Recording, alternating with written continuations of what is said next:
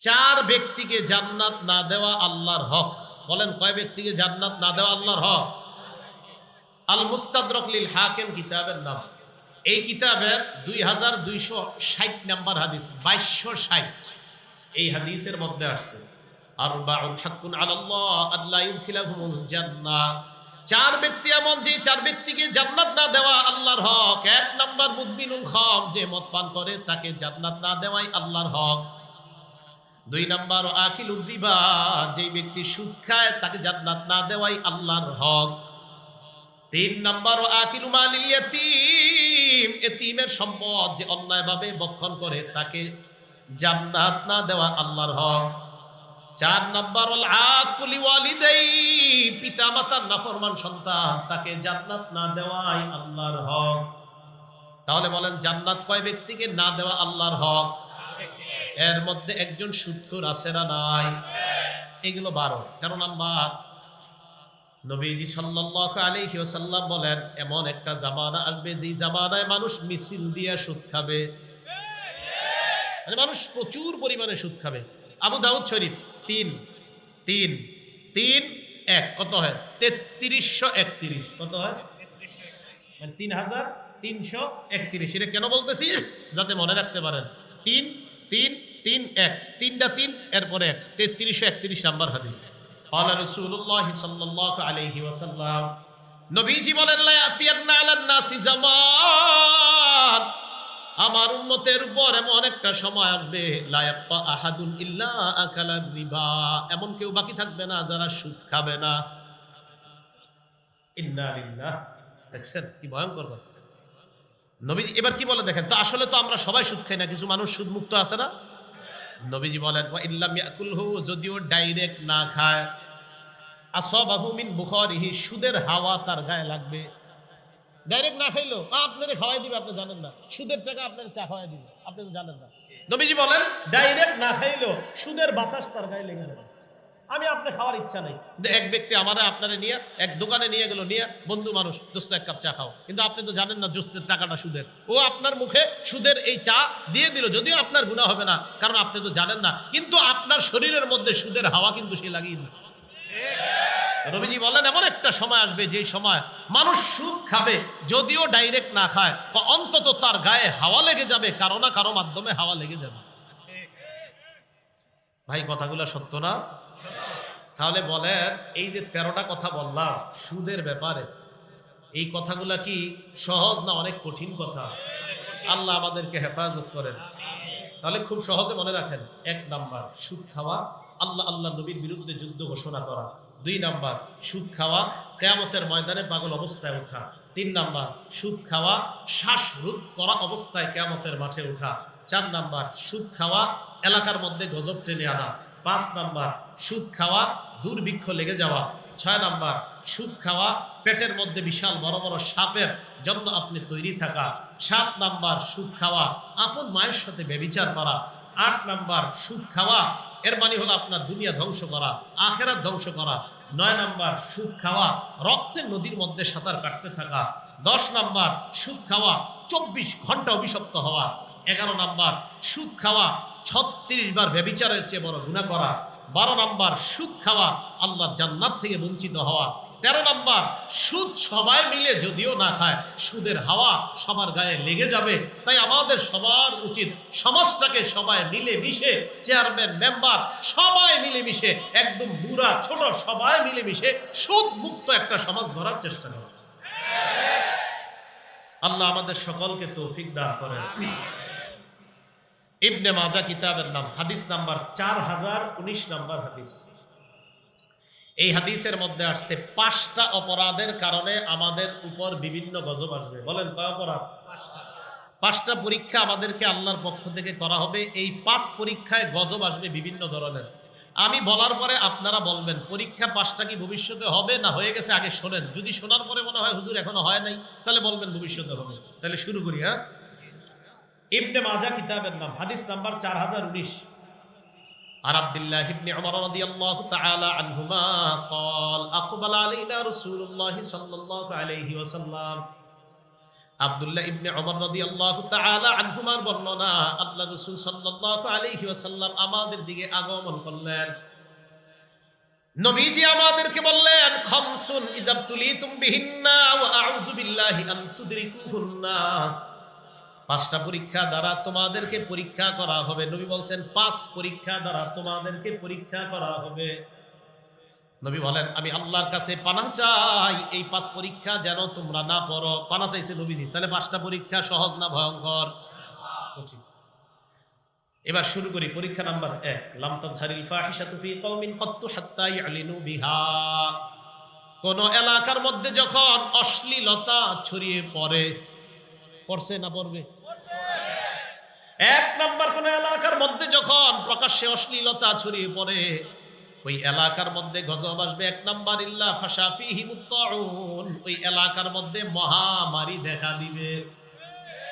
আর কি দেখা দিবে? ওয়াল আউজাউল্লাতী লাম তাকুন মাযাত ফি আসলাফিহিমুল্লাযিনা মাযাউ, এমন এমন রোগ দেখা দিবে, এই রোগ বিমারির কথা আগের মানুষ শোনে না। Chikungunya, dengue, pneumonia, corona, Omicron, আগের মানুষ এগুলো শোনে নাই। নবী বলেন, অশ্লীলতা প্রকাশ্যে ছড়িয়ে বললে এমন এমন রোগ বিমারি তোমাদের উপরে আসবে যা তোমাদের আগের মানুষগুলা যারা অতিবাহিত হয়েছে দুনিয়া থেকে তারা শোনে নাই। এখন আমি আপনাদের কাছে জানতে চাই, বলেন যে অনেকগুলা রোগ আস্তে একের পরে এক প্রকাশ পাচ্ছে, এগুলা কি আগের মানুষ শুনছে? আরে 100 বছরের আগে মুরব্বীরাই তো শোনে নাই। 100 বছর আগে, আরো কম, 50 বছর আগে এরকম রোগ অনেকেই শোনে নাই। এখন অশ্লীলতা প্রকাশ্যে হওয়ার কারণে যে রোগের কথা আমরা শুনতেছি, আল্লাহ হেফাজত করেন। চিকুনগুনিয়া, চিকুনগুনিয়া যে এই জাতীয় রোগ। তাহলে 1 নাম্বার পরীক্ষা কি ভবিষ্যতে হবে না হয়ে গেছে? 1 নাম্বার, লাম তাজহারিল ফাহিশাতু ফি কওমিন কাত্তু, যে এলাকায় প্রকাশ্যে অশ্লীলতা ছড়িয়ে পড়ে, এগুলো 1 নাম্বার পরীক্ষা। পরীক্ষা হবে মোট কয়টা? 5টা। এগুলো 1। এই 1 নাম্বার পরীক্ষা আবার একটা হাদিস শোনেন।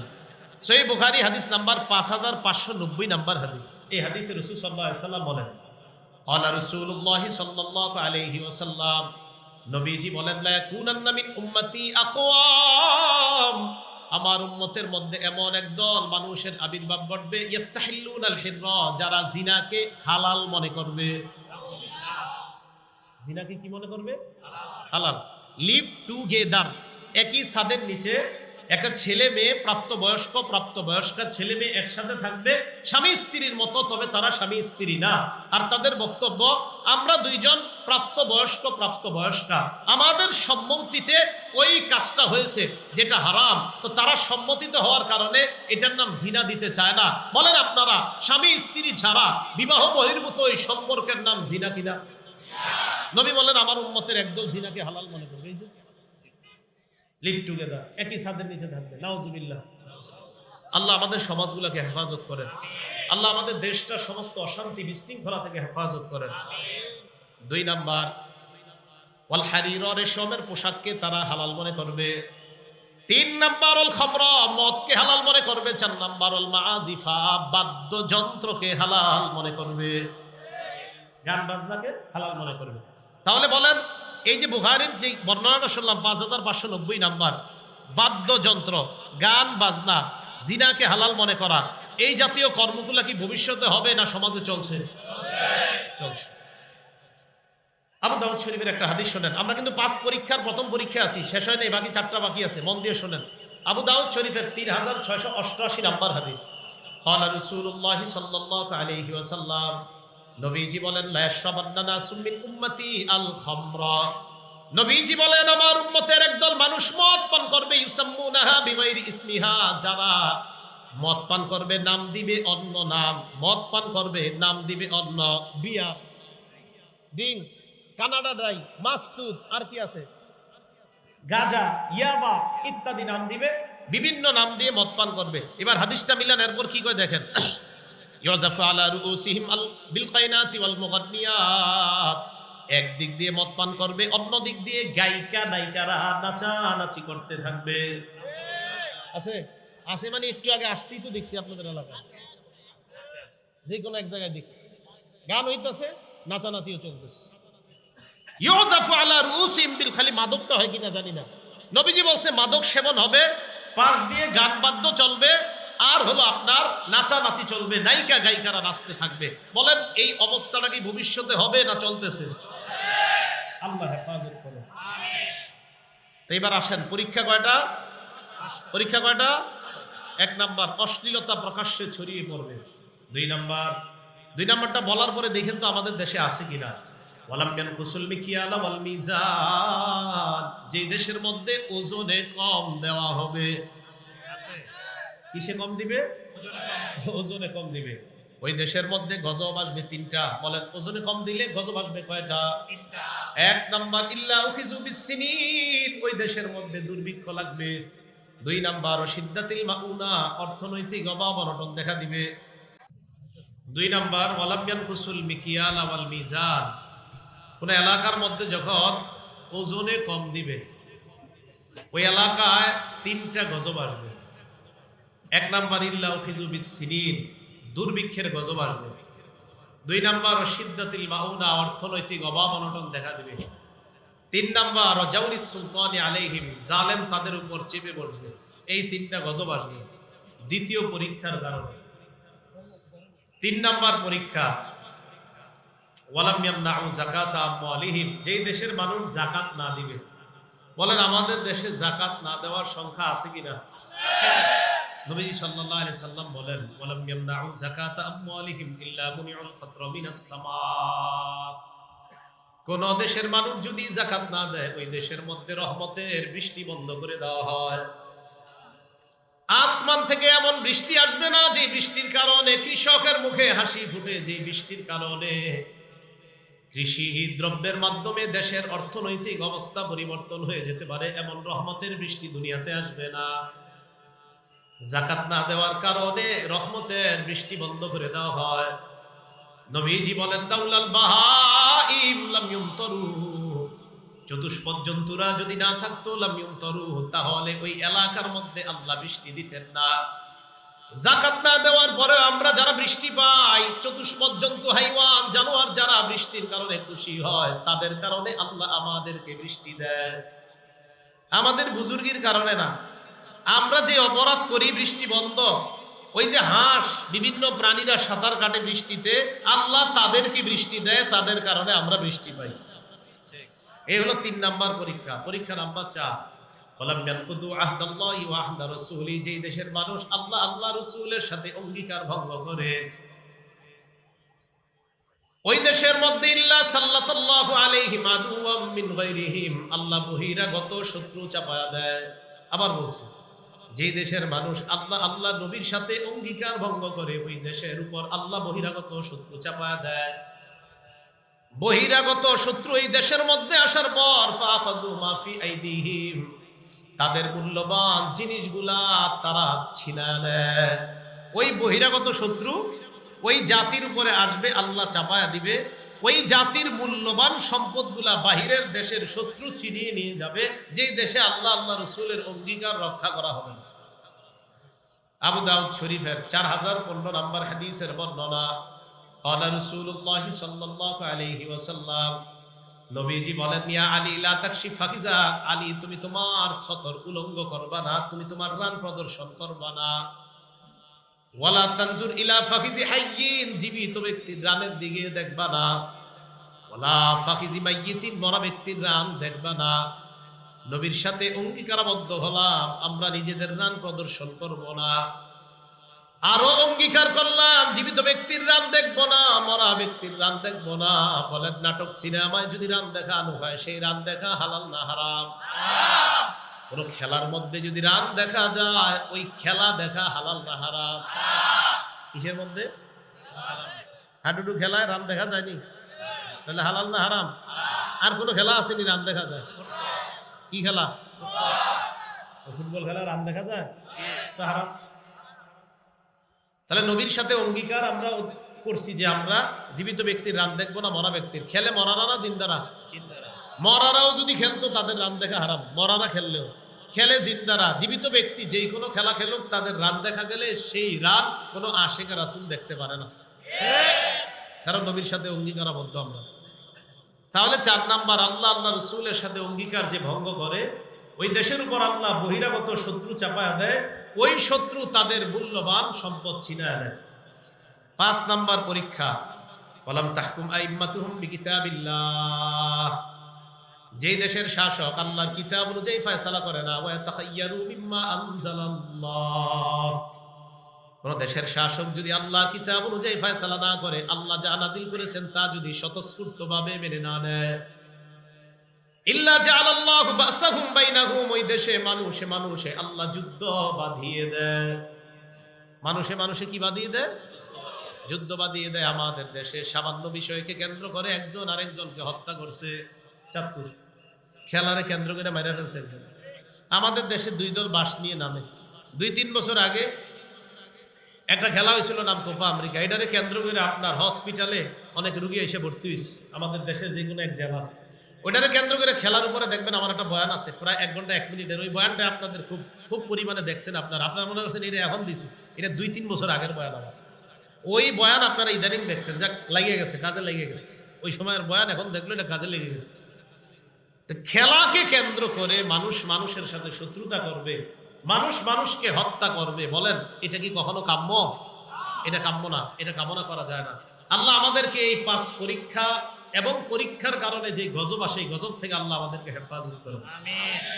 নাসাই শরীফের 4191 নম্বর হাদিসের বর্ণনা। আর আব্দুল্লাহ ইবনে আমর ইবনে আস রাদিয়াল্লাহু তাআলা আনহুমা قال قال رسول الله صلى الله عليه وسلم, আব্দুল্লাহ ইবনে আমর ইবনে আস রাদিয়াল্লাহু তাআলা আনহুমার বর্ণনা। নবীজি সাল্লাল্লাহু আলাইহি ওয়াসাল্লাম বলেন, ইন্না উম্মাতাকুম হাদিহি ক্বাদ জুইলাত আফিয়াতুহা ফি আউয়ালিহা। নবীজি বলেন, আমার এই উম্মতের প্রথম দিকের যারা, তাদেরকে স্বস্তিতে রাখা হয়েছে, তাদের মধ্যে স্বস্তি রাখা হয়েছে। ওয়া সায়ুসিবু আখিরাহা বালাউন ওয়া উমুর, আমার উম্মতের শেষের দিকে যারা আসবে তাদের উপর একের পর এক বালা মুসিবত আসতে থাকবে। কি আসতে থাকবে? বালা মুসিবত। ফায়ুরাক্কিবু বাদুহা বাদা, বুঝেন? নবীজি বলেন, একটা মুসিবত আসার পর পরেরটা যখন আসবে, এই পরেরটা আগেরটাকে দুর্বল বানায়া দিবে। এর মানে এই গজবের চাইতে পরের গজবটা হবে আরো ভয়ঙ্কর। আল্লাহ না করেন, আল্লাহ না করেন, আল্লাহ না করেন, করোনার পরে যদি আল্লাহ নতুন কোনো গজব দেয়, ওটা করোনার চেয়ে আরো ভয়ঙ্কর হবে। নবীজি বলছেন, নবীজি বলেন গজব যেটা ব্যাপক আকারে আসবে, এটা আগেরটার চেয়ে পরেরটা ভয়ঙ্কর হবে। এরপরে রাসূল সাল্লাল্লাহু আলাইহি সাল্লাম বলেন, ফাতাজিউল ফিতনা, ফিতনা আসবে, ফায়াকুলুল মুমিনু হাযিহি মুহলিকাতি, ফিতনা আসার পর ইমানদার বলবে, এই ফিতনা আমারে ধ্বংস করে দিবে, শেষ করে দিবে। ফাতানকাশিফু, এই ফিতনা চলে যাবে, আবার আরেকটা ফিতনা আসবে। ওই ফিতনা আসার পর ইমানদার বলবে, এই ফিতনা আমাকে ধ্বংস করবে। নবীজি সাল্লাল্লাহু আলাইহি ওয়াসাল্লাম বলেন, শোনো তোমরা যারা ঈমানদার, ফিতনার সময় তোমাদের করণীয় কি? ওই ফিতনায় তোমারও মরণ হতে পারে। বুঝবেন, ফিতনা আসলে ভালো মানুষও মরতে পারে, ফিতনায় গজবে ভালো মানুষও করতে পারে। বলেন, গজবে ভালো মানুষ, করোনায় কি ভালো মানুষ মারা গেছে না? মারা গেছে। ভালো মানুষও গজবে মারা যাবে, কিন্তু করণীয় কি? নবীজি বলেন, ফালতাতি, এমন অবস্থায় তুমি কবরের মধ্যে আসবা, ওয়া হুয়া ইউমিনু বিল্লাহি ওয়াল ইয়াউমিল আখির, যেন তুমি আল্লাহকে বিশ্বাস করো আর আখিরাতকে বিশ্বাস করো। এমন অবস্থায় যেন তোমার মরণটা হয়, এই অবস্থায় যেন তুমি কবরে আসতে পারো। এটা হলো এই ফিতনার সময় ঈমানদারদের করণীয়। তিরমিজি শরীফের 2260 নম্বর হাদিসের বর্ণনা। ক্বালা রাসূলুল্লাহ সাল্লাল্লাহু আলাইহি ওয়াসাল্লাম, নবীজি বলেন, ইয়াতি আলান নাসি জামান, আমার উম্মতের উপর এমন একটা সময় আসবে, যে সময়ের মধ্যে as-সাবিরু ফীহিম আলা দীনিহি কাল কাবিজি আলাল জাম, যে সময়ের মধ্যে ধর্মের উপর অটল থাকা জ্বলন্ত আগুন মুষ্টিবদ্ধ করে রাখা ব্যক্তির মতো হবে। আবু দাউদ শরীফের 4341 নম্বর হাদিসের মধ্যে নবী বলেন,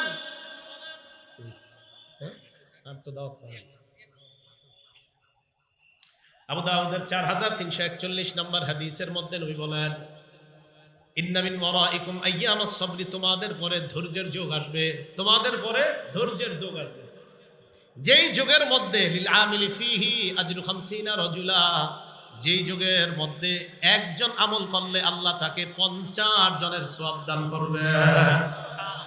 এমন একটা যুগ আসবে তোমাদের পরে, যেই যুগে একজন আমল করলে কয়জনের সওয়াব হবে? 50 জনের। তো সাহাবাদের মধ্যে প্রশ্ন করলেন, ইয়া রাসূলুল্লাহ আজরু 50 মিনহুম, যে 50 জনের কথা বললেন, এটা কি ওই জামানার 50 জন নাকি অন্য জামানার?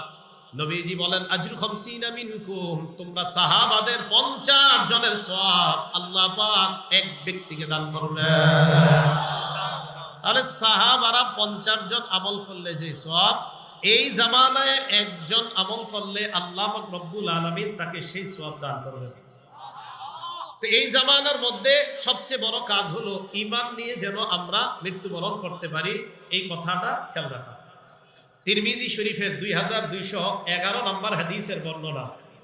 রাসূল সাল্লাল্লাহু আলাইহি সাল্লাম বলেন, শোনো তোমরা, ঘড়ি তাকায় লাভ নেই, 9:45-র দিকে আমার বয়ান শেষ হওয়ার কথা, এখন 15 মিনিট হয়ে গেছে। হ্যাঁ, আপনারা কথা ঠিক রাখেন না, এটা পরবর্তীতে এটা সমস্যা হতে পারে। হ্যাঁ, যাও, ভালো লাগে কেন? ভালো লাগতেছে না? বেশি ওয়াজ করা সুন্নাহের খেলাফ, এটা জানেন? বেশি ওয়াজ করা কিসের খেলাফ? দলিল আবু দাউদ শরীফের 5008 নম্বর হাদিস। রাসূল সাল্লাল্লাহু আলাইহি সাল্লাম বলেন, উমিরতু আন আতাজাওয়াজা বিল কওল, আমাকে আল্লাহর পক্ষ থেকে আদেশ করা হয়েছে আমি যেন কথা কম বলি, এটা রাসূল বলেছেন। তো আপনারা বলেন বেশি করতে, কোনটা? সুন্নাহ শুনবো না আপনাদেরটা? সুন্নাহ। আবু দাউদ শরীফের 5008 নম্বর হাদিসে রাসূল বলেন, লাকাদ উমিরতু আন আতাজাওয়াজা ফিল কওল, আমাকে বলা হয়েছে কথা সংক্ষেপে বলার জন্য। ফাইনাল জাওয়াজা হুয়া খায়র, রাসূল সাল্লাল্লাহু আলাইহি সাল্লাম বলেন সংক্ষেপে কথার মধ্যে কল্যাণ আর কল্যাণ। বলেন সংক্ষেপে কথার মধ্যে কি? কল্যাণ আর কল্যাণ। নাসাই শরীফের 1414 নম্বর হাদিসের বর্ণনা।